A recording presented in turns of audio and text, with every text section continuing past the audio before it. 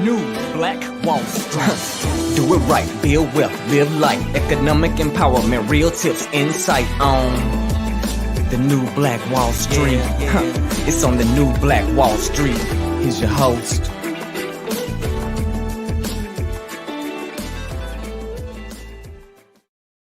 The new Black. Man, top of the morning to you, beautiful people, man. Thanks so much for joining us here today on the new Black Wall Street Book Club, where Black folk do read. You put it in the book, like The Wealth Choice, Success Secrets of Black Millionaires by Dr. Dennis Kimbro, and we absolutely will find it. I'm your host, ERGJ, certified financial educator, CEO of ERGJ Enterprises and the Black Bazaar, also international best-selling author of the book, The Black Billionaires Club, which is a study of Black wealth, a study of the 12 richest Black people that were in the world 3 years ago, and I'll be working on version number 2. But thanks so much for joining us here today. Love to know who's connecting with us. This is a time where we basically, read through literature, particularly from Black authors in the space of finance, business, motivation, and personal development. And so if you're an author, if you've written something in that space, or you know of an author that's written something in that space, love to find out about their literature, their contribution to the society, and quite possibly partnering with them to bring more exposure to what they have contributed, the service that they've rendered here on the earth, the legacy that they're leaving behind in their book. Go ahead and let us know where you're connected from, what city, what state, what state, what country. Also hit that like button and share button if you care, like button and share button if you care. Tag somebody that you know might need to be here today. We're broadcasting across the World Wide Web and the Facebook and also YouTube, understanding that the World Wide Web means just that, world. So you can be connected from anywhere. And we just love to know how far our reach is this morning on this fantastic Friday.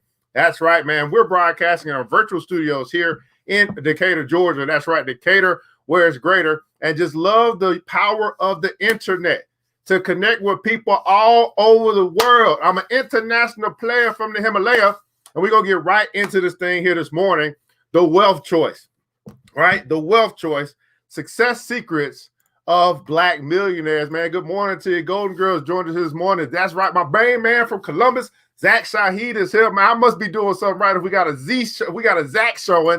That's right, man. Shiro has joined us here this morning. Friday, Miss Antoinette Ross. Thanks so much for joining us here today on New Black Wall Street Book Club. Mr.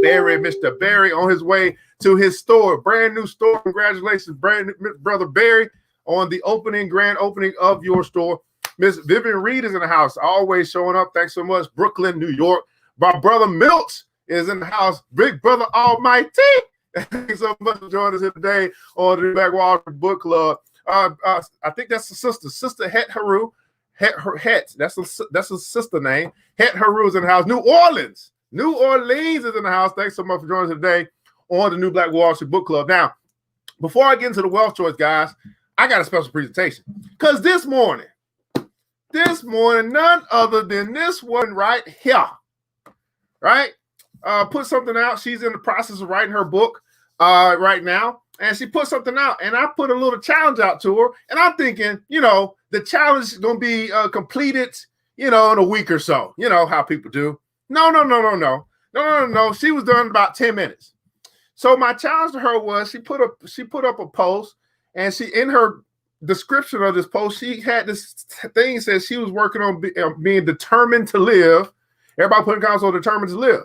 So I said to her, I challenge you to write a poem titled Determined to Live. And lo and behold, 10 minutes later, we had a poem called Miss Vivian Reed, Determined to Live. And I'm going to read that for us right now. Determined to Live. Okay, let's see if I can find it. Determined to Live. All right. Here we go. Let's read. Do you know when you are determined?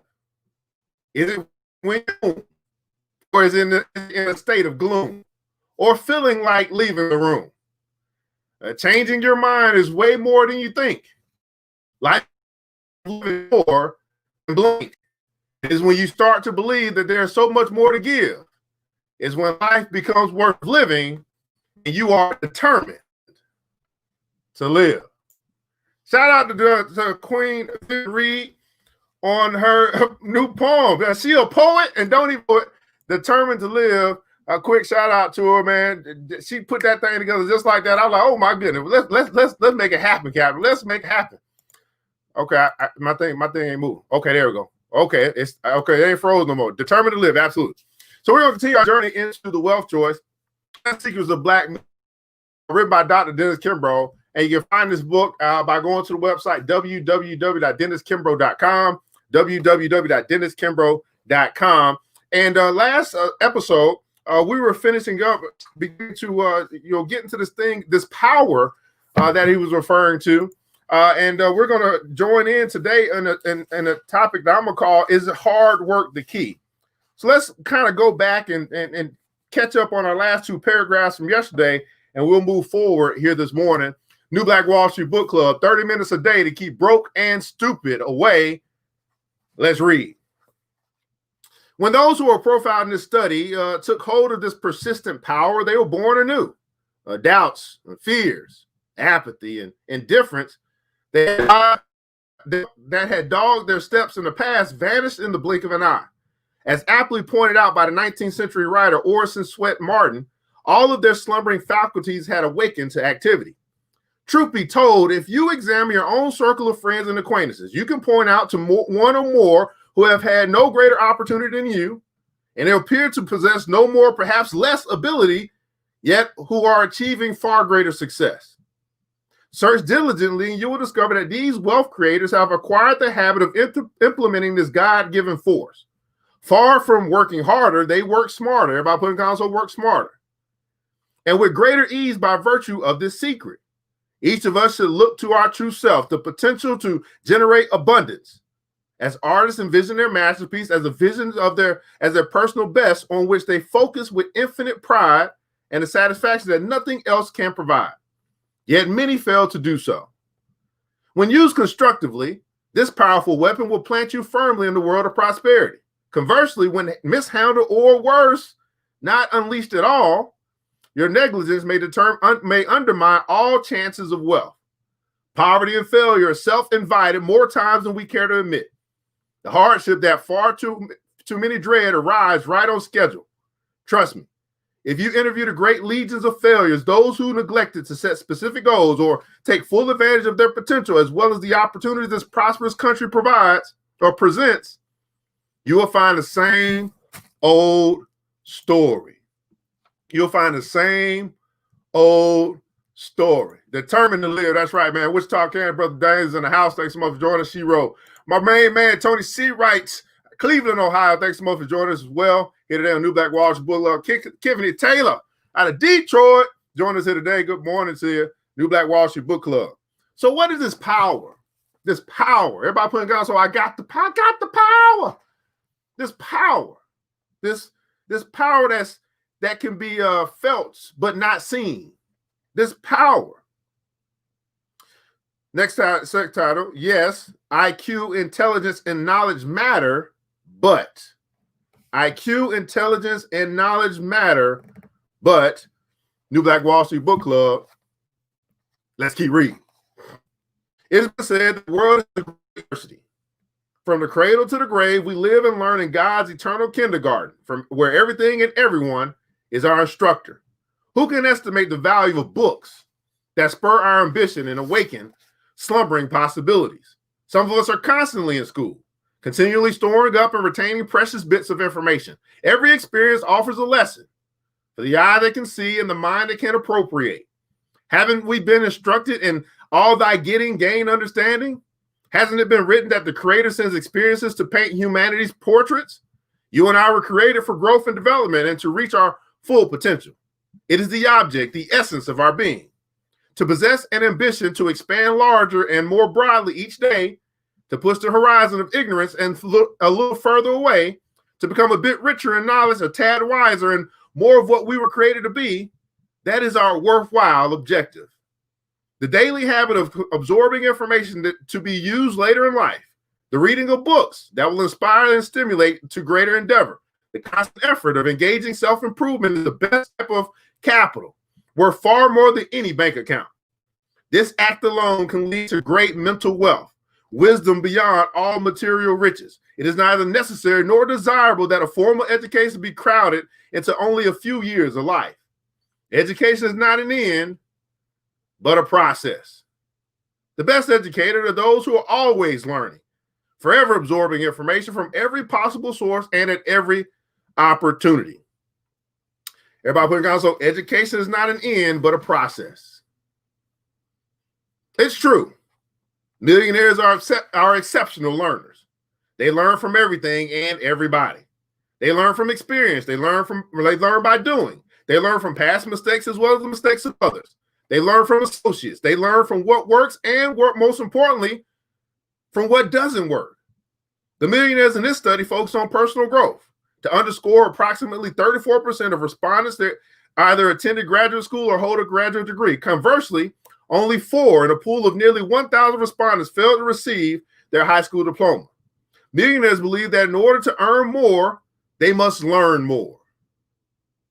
Millionaires believe that in order to earn more, they must learn more. Millionaires believe that in order to earn more, they must learn more. They view personal growth as a main objective of a life worth living. In their eyes, knowledge is a seed, and it takes time for seeds to develop into plants that bear fruit. They continually search for ways of thinking and acting that can be more fulfilling, not only in their lives, but in the lives of others as well. As one respondent admitted, we learn to fail quickly and cheaply. However, even education has its limits. If achieving wealth, intelligence, there will be far more millionaires who possess superior IQs and academic honors.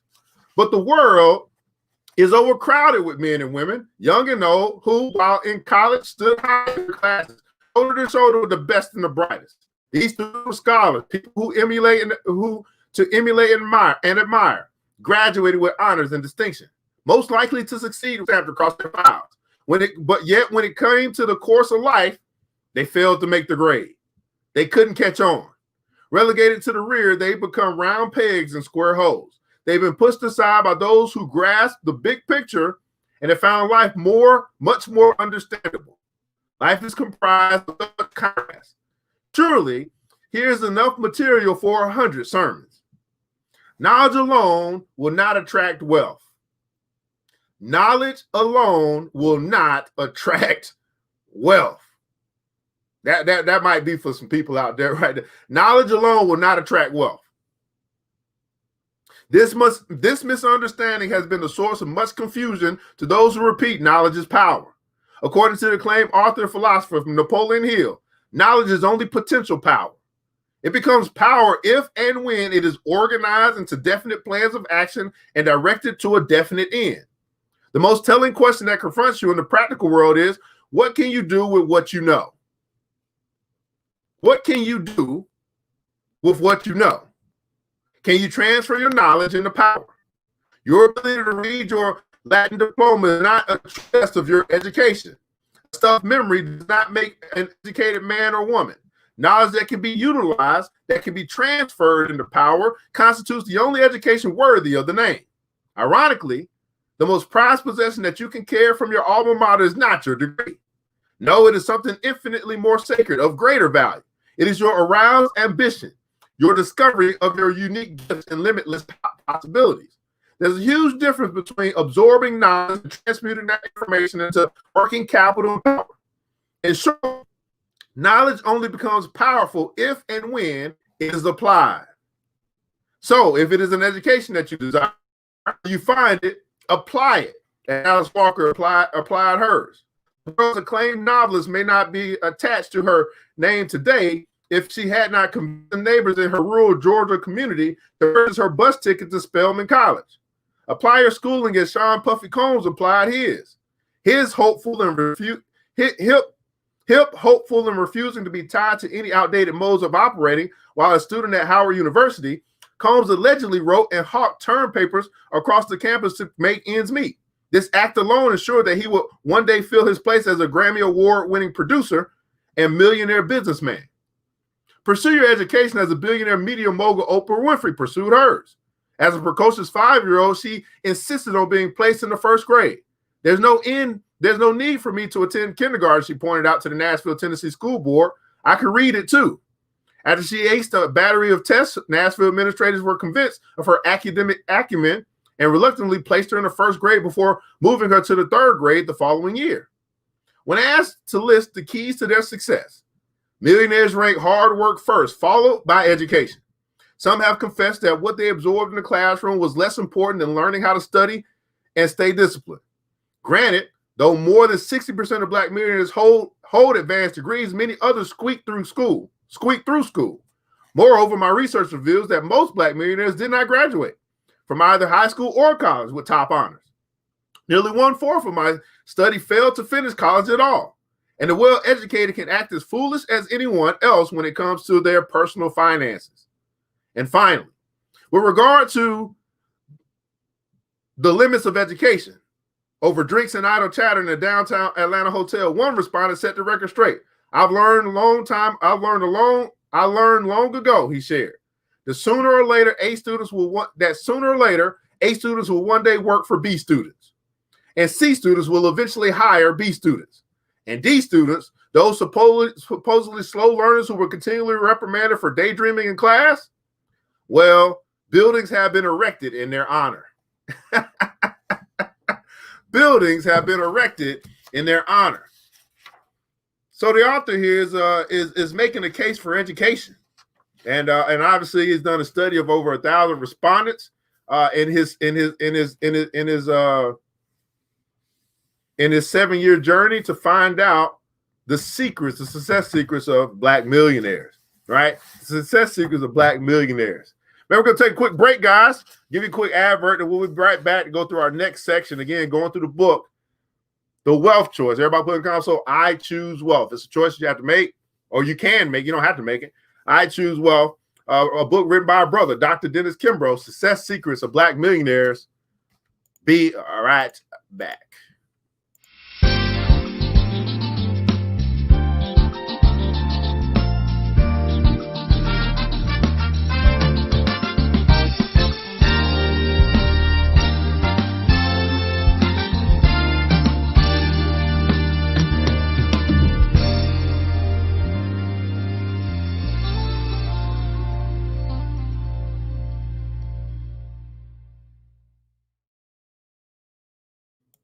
All right, pick up your copy today of the Black Billionaires Club. Again, if you want to read more on Black wealth, success, and all that good stuff, that's an affinity of yours. You can find that book by going to the website, theblackbillionairesclub.com, theblackbillionairesclub.com. Of course, I am the author of that book, and so I do have a special place in my heart for authors who continue to contribute to our world in the space of personal finance, financial literacy, and all that good stuff. But we're going through the book right now, The Wealth Choice, continuing our journey here on the New Black Wall Street Book Club, a book written by Dr. Dennis Kimbro. And here we start talking about hard work. So we have knowledge, we have hard work, we have education, as they have listed the qualities that have helped them to have success or help them to become Black millionaires. Next section is hard work. The key is hard work. The key. Thanks so much, Myra. I'm rising. I'm leveling up. I'm leveling up over here. It's hard work. The key. New Black Wall Street Book Club. Let's read. It's hard work. The key. Are tenacity and hard work the keys to building your fortune? Orson Swett Martin wrote, "The world admires the man or woman who never flinches from unexpected difficulties, who calmly, patiently, and courageously grapples with his or her fate, who dies, if need be, at his or her post. Hard work always commands respect." Everybody put that in the comments. So hard work always commands respect. Hard work always commands respect. The challenge that all Black millionaires face, whether entrepreneurs, managers, or professionals with large responsibilities, is that their work is never done. Hard work is the quality that sustained A.G. Gaston, the dean of Black entrepreneurs, when he was half-starved and thinly clad walking the dusty roads of Alabama, filled with the hopes of selling insurance to a long neglected Black market. When faced with the choice of either buying boots or chasing his dream, he mended his shoes with folded paper and kept pushing. This is what drove Joe Dudley to concoct hair care and beauty products on his kitchen stove during the night and sell his small line door to door the following day. At last count, his net worth exceeded $30 million. On his 7th birthday, where most individuals would have retired to enjoy their hard-earned leisure, on his 70th birthday, Where most individuals would have retired to enjoy their hard-earned leisure, Dudley shared the secret to his success. God and work have made me what I am. You would do best to realize that wealth is the offspring of industry. Pay the price, and it is yours. This is what enabled Chris Gardner to make the long, slow trek from homeless to prosperous. Perhaps no one ever battled harder and longer to overcome obstacles that would have stifled the weak. While working in an unpaid internship program at Dean Witter Reynolds, Gardner and his 2-year-old son spent night after night in a church shelter or the bathroom of an arena subway station in Oakland, California. Nobody at work had any idea this was going on. Eventually, Gardner earned a position as a stockbroker at the firm, and 2 years later, he headed to Bear Stearns, where he became a top earner. In 1987, he launched his own brokerage shop, Gardner Rich, in Chicago. Today, this multimillionaire is a best-selling author, philanthropist, and international businessman who is about to establish his own private equity fund that will invest solely in South Africa. His partner in the fund, Nelson Mandela. Not bad for someone who 6 years prior to building his company was fighting, scratching, and crawling his way out of the gutter with a baby on his back. There are a few unlikely ways to attain your millions. You could win the lottery, inherit a windfall, or in the case of Stormy Wellington, sell hope. Prior to her 30th birthday, this down-on-her-luck single mother of two small children owed thousands more than she possessed. Undeterred, Wellington put grit in place of her foreclosed home. Within 6 months, the former corporate accounting representative increased her earnings from $7,500 a month to more than $1 million per year, promoting a slew of products manufactured by Artists International, a Mexican-based direct sales company. And Wellington is happy to spread the wealth.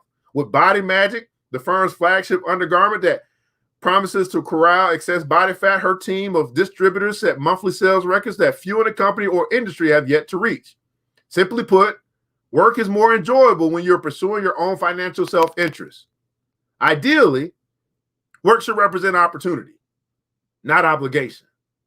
Here lies the reason why so many Black millionaires in this study say they feel different about Sunday evening that far too many have-nots.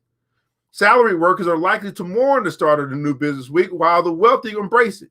Many even feel an itch as early as Sunday morning, feeling a mild anxiety to get the week underway. T.D. Jakes completely broke down the first time he was asked to speak before a congregation. Lacking any resources, he continued to push his way up through the masses until he stood poised on the top rung of spiritual and social power. Jakes was at one time was scoffed, ridiculed, mocked, and told he would never make it in the ministry because he had such a heavy lisp. Tells us that no one wins by accident. I know what it is like to be broke, he recounts. I know what it is like to be laughed at and scorned. I know what it's like to clean toilets while envisioning Sunday sermons. Jake's own journey began in Charleston, West Virginia, where his mother taught school and his father ran a janitorial business. But times were tough. To help make ends meet, Jake sold vegetables and managed a paper route and even dropped off beauty products door to door for his mother's Avon business. He left high school early but returned later to earn a GED. Jake knew early on that he was called to the ministry. While growing up, acquaintances remember the young boy preaching alone in his family's living room, loudly enough that he could be heard throughout the neighborhood. In 1979, he founded the Greater Emmanuel Temple of Faith with a congregation of 10. Nearly 20 years later, he raised the bar by moving to Dallas, Texas, where he built Potter's House, a 27,000-member, 191,000 square foot mega church. My critics weren't altogether wrong, he shared with me after a Sunday service. There is a lisp, but whether I had to stutter, stammer, spit, or choke, I had something to say and I was going to say it. Victories that are easy are cheap. Millionaires have found that no royal road to their triumph or fortune. It is always the same old route by way of tenacity, industry, and hard work.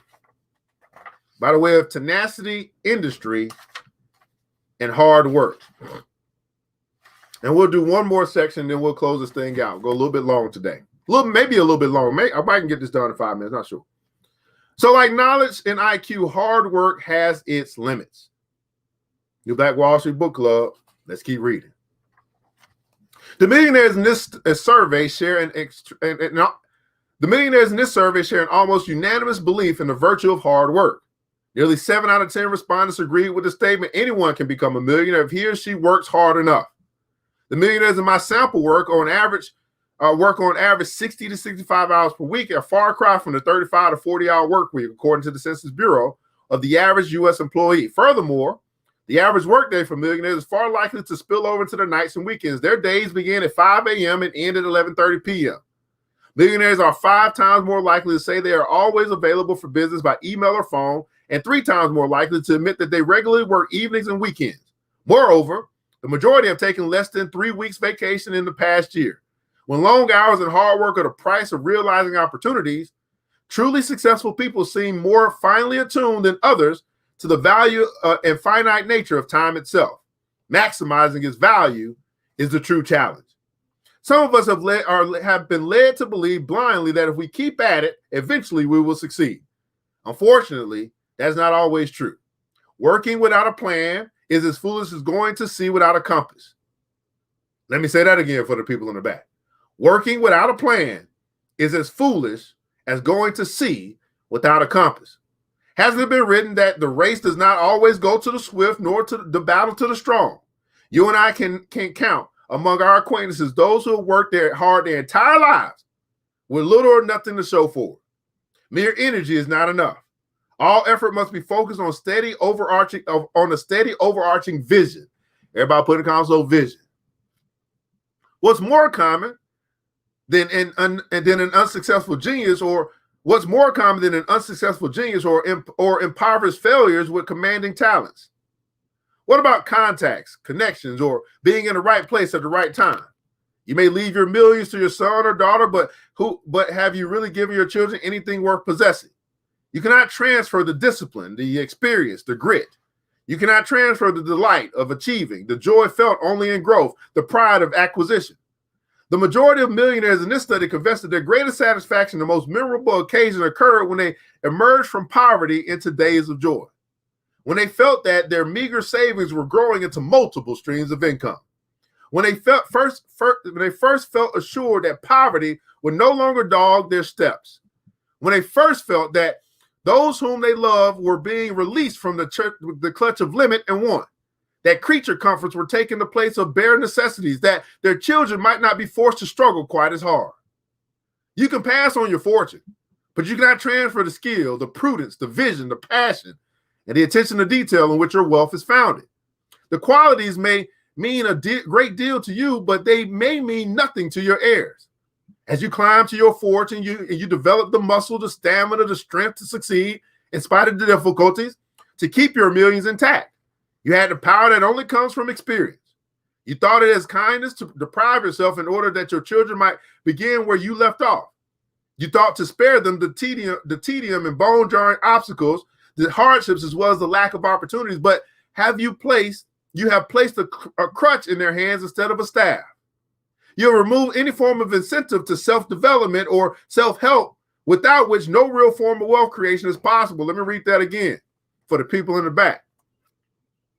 Self-development and self-help are real forms of wealth creation.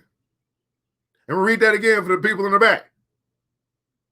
You thought to spare them the tedium of bone-jarring obstacles, the hardships, as well as the lack of opportunities, but you placed a crutch in their hands instead of a staff. You have removed any form of incentive to self-development or self-help, without which no real form of wealth creation is possible. As a result, heirs' enthusiasm will evaporate, energy will dissipate, and ambition gradually will fade away. If you do everything for your children and fight their battles, you've done nothing but produce a financial weakling. It has been written that the Lord loves poor people, but he demonstrated a way how not to be poor. Each of us is the architect of our own fate, but we must lay the bricks ourselves. What makes these rags to riches stories so compelling? Is it the daring that seems to lie behind each millionaire's decision to chase his or her dream? The apparent willingness of the wealth creator to leap before he or she looks? Is it the amazing determination that the wealthy demonstrate in the face of adversity, setbacks, and catastrophes? They never say die attitude that can turn seemingly certain defeat into victory. Is it equality and value each respondent brings to the marketplace? Is it his or her ability to delay gratification, to forsake today for tomorrow? Or is it the power to start with little or nothing and somehow magically generate products and profits? Something deeper is also at work in that in the have versus the have-nots transformative process. Wealth creators, everybody putting down, so I'm a wealth creator. Wealth creators truly believe in their ability to influence events, in their capacity to direct destiny, and in their power to shape the future. Wealth creators truly believe in their ability to influence events, in their capacity to direct destiny, and in their power to shape the future. The largest fortunes ever accumulated or possessed were and are the fruit of endeavors that began with little capital, save energy, intellect, or faith. In Revelation, we read, "He that overcometh, I will give him to sit down with me on my throne." In other words, opposing circumstances create strength. Opposition provides a greater power of resistance. Overcoming one barrier arms us with a greater ability to overcome the next. Wealthy men and women, it has been documented, owe more to their persistence and tenacity than to the natural powers, favorable circumstances, or friends and associates. Take my word for it. Intelligence will falter by the side of effort. Great powers will yield to greater industry. Though talent and connections are desirable, nothing will take the place of aim and perseverance. When did you become wealthy? I asked a respondent in this study. I was wealthy when I was dead broke, he replied. I knew what I wanted to do, and I knew I'd do it. It was only a matter of time. Woo, that's powerful. When did you become wealthy? I was wealthy when I was dead broke.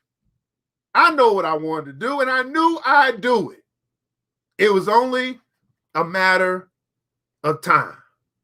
Everybody put it down, so it's only a matter of time. It's only a matter of time. See, I know I'm connected to wealth creators this morning. I know who I attract to my stream. And it's only a matter of time. It's only a matter of time. Whew. I can relate to this because I said the same thing when I was, okay, that's gonna go too long if I get into my story. Okay, let's keep going. When did you become wealthy? I asked a responder in this study. I was wealthy when I was dead broke. He replied, I knew what I wanted to do, and I knew I'd do it. It was only a matter of time. I asked Tom Burrell, founder and CEO of the advertising agency that bears his name, how he and his wife celebrated the moment they broke the seven-figure barrier. The day we realized we were millionaires, it was a lot like any other day. He replied, matter of factly, there was no popping of champagne, no trips abroad, no excessive or extravagant purchases. We simply spent a quiet night at home and roasted hot dogs. Roasted hot dogs, I asked him, believe, why hot dogs? Because we remembered all too well the many days and nights we had little or nothing to eat.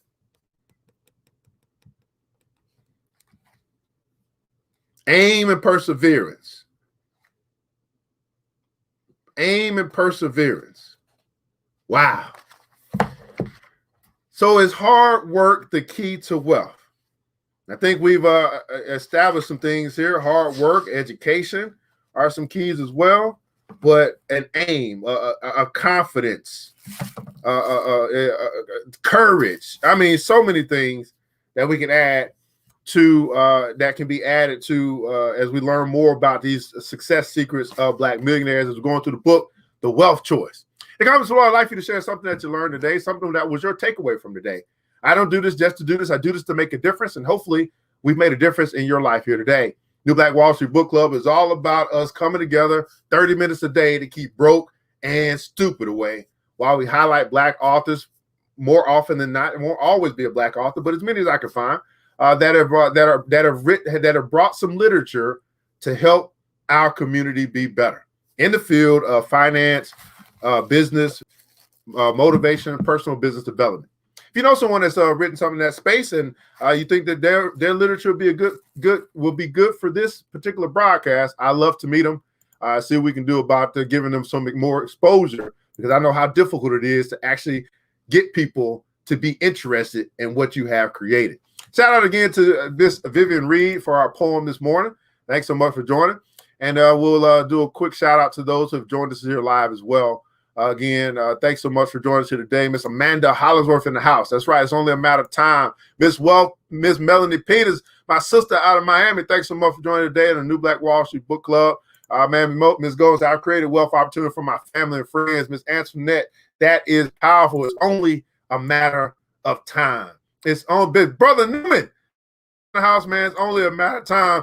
Sister Queen Yvette Goodrich in the house. Thanks so much for joining us today. Mr. Donto out of Tennessee. Thanks so much for joining us here today, man. That's right. Good morning to you. Miss Price, my sister from another mister. It's only a matter of time. Thanks so much for joining us here today. Miss Price from New Black Wall Street Book Club. Myra, the goddess herself, is here with us. It's only a matter of time. Queen Almanor, thanks so much for joining us today. Miss Tiffany Taylor, what's going on? How you doing this morning? Thanks so much for joining us here today. It's only Bobby Blue. We got a Bobby Blue side. It's only a matter of time. Miss Myra said, my takeaway is it's only a matter of time. I was wealthy when I was dead broke. And the production value. That's right, man. Miss Glenda Tate with vision, determination for wealth. Absolutely, man. Miss Shiro, thanks so much for joining us today here on the New Black Wall Street Book Club. Miss Viv Reed says, man, the biggest thing for me is that it doesn't take knowledge alone to become successful. My main man, Brother Lowry in the house. It's only a matter of time before I touch my first meal. That's what I'm talking about, man. That is what I'm talking about here today on New Black Wall Street Book Club. I want to say thank you for tuning in today. I hope you hit the like button and share button if you care. Like button and share button if you care. It's fantastic Friday. Man, we're about to get up, get out, and go get something. I want you guys to remember this, that it takes a village. It starts with us. Let's build as we climb together. We all we got, beautiful people. Matter of fact, we all we need. And thank God, that's more than enough. Until the next episode, you know what time it is. Mr. DJ, hit the music. The New Black Wall Street. Thanks you for joining the show. We gave a lot of great tips, but it's time to go. Take the knowledge we shared, hope you use it and grow. We will see you all there at the next episode of The New Black Wall Street. The New Black Wall Street.